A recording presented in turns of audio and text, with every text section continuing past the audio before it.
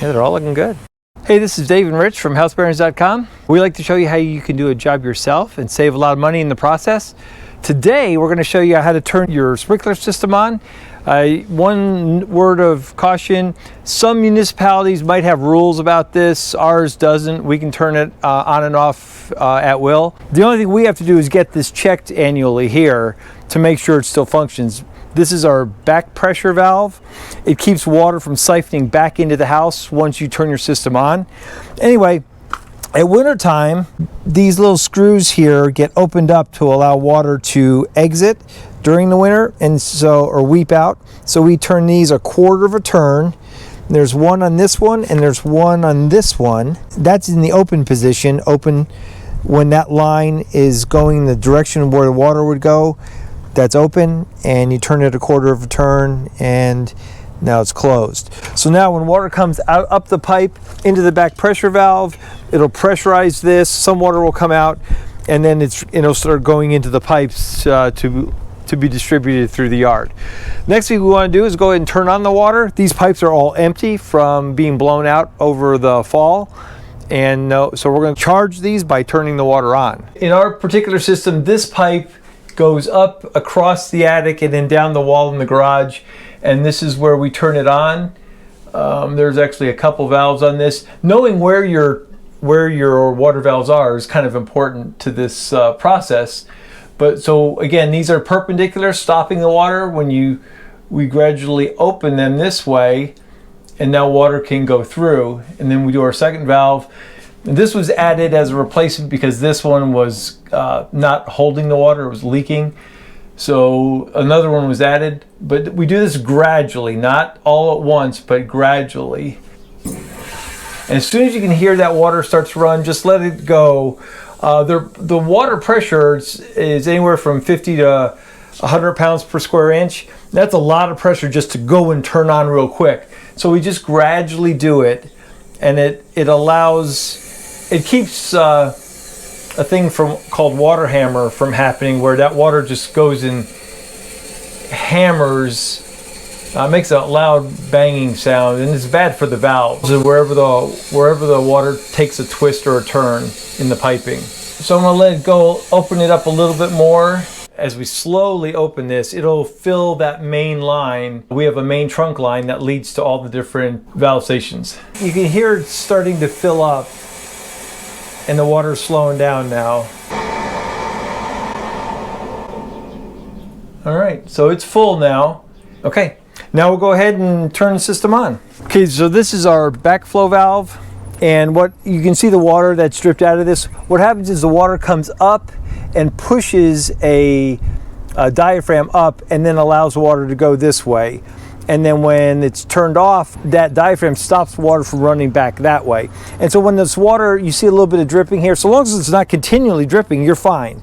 It just pressurized that diaphragm. And so that's good. The water has come through this, down this pipe, and into our main trunk line. And then off of that main trunk line are the individual valves that control each zone. We'll turn on each zone individually now and let those fill up, and we'll check all the sprinkler heads. Now all we have to do is go ahead and we can run this. Your system may be different. This is a Rainbird system, and what we're going to do is do a manual turn on. So we'll go to run stations manually, which is that. And when you first turn your system on, you should have a digital readout.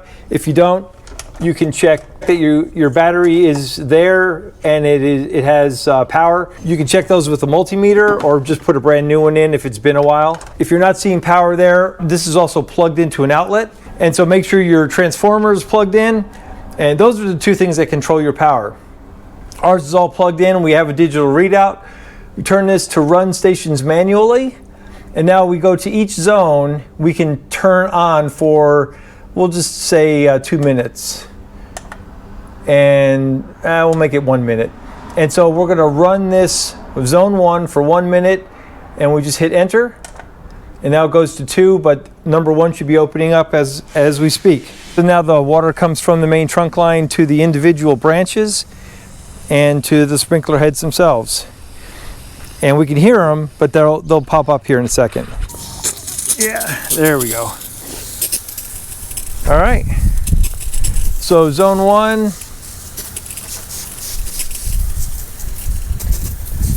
And this one here, this one's having trouble coming up because of the overgrowth.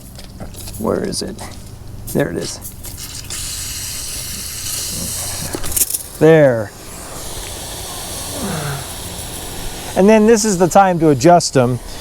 If when they got turned off, they got moved. That one's up. Now we'll do number 2. We'll do that for 2 minutes, enter zone 3 for 2 minutes, enter zone 4 for 2 minutes, enter zone 5 for 2 minutes, and enter. And we have 5 zones in this house. So now we'll just go ahead and watch. And this would be the time to go ahead and mark down if a certain sprinkler head isn't popping up, finding out if grass has grown over them or if there's something wrong. Yep, 1, 2, 3, 4, 5, 6, 7, 8, 9. There's 9 heads on that one. So that's right.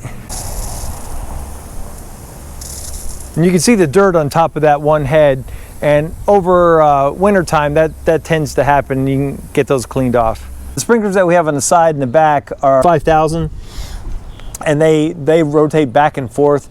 It's for a wider swath, and so we've got them in the backyard.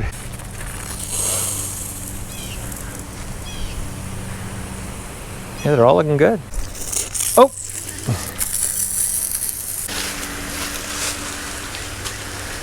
Here's a sprinkler head that is of the rotary variety. This is the 5,000, and you adjust it. It has one area that you can insert the screwdriver that came with it, turn it a quarter turn, and you can pull it out. And that way you can get to the nozzle. And that's the nozzle. And inside that cavity, you can put different nozzles to affect how far you want to spray or how much water in gallons per minute comes out. To adjust it, they have another one. There's a plus here and a minus there, and it gives you the direction to turn it. And so if there's a little screw head in there, and once you feel it, if you want to adjust the spray head, you can turn it this direction or that direction for more arc or less arc. And that's how you adjust the rotary one. On these pop-ups, you can use the screwdriver to pop these. They're on a spring. These heads are replaceable, and they are all, depending on which one you put in there, that little gap can get bigger or smaller depending on what kind of flow you want from it. And this is a water filter that goes in first to make sure that your spray heads don't get gummed up.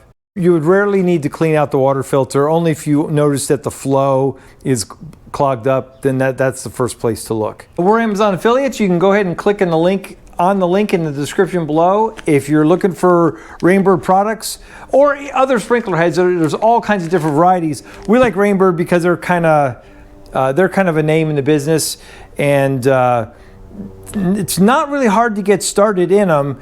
You can buy the pop-up sprinklers or the rotary ones if you need an extra wide area in which to water, and all kinds of different controllers from very simple to very complex. A lot depends on how many zones you need, and that is controlled by the wiring that you have. The wiring that connects valve box to valve box and sprinkler head to sprinkler head is a multi-wire. I think this wire was a 10-wire. There are 10 different colored wires for up to 10 different zones. So putting it together is not that difficult. Digging the trenches and that kind of stuff, you might want a little help with that. But if you ever need replacement parts, Amazon's the place to go. Once you get all the water turned on to each individual zone, you can then go and adjust these if they need any adjustment. But it's a pretty simple operation. There's not a lot of complexity to it. And so if you have a sprinkler system and the temperature's right, go ahead and do it yourself. Save a bunch of money in the process. Thanks a lot for viewing. If you haven't already, do subscribe. We've got lots more videos coming. Thanks for viewing. We'll see you next time.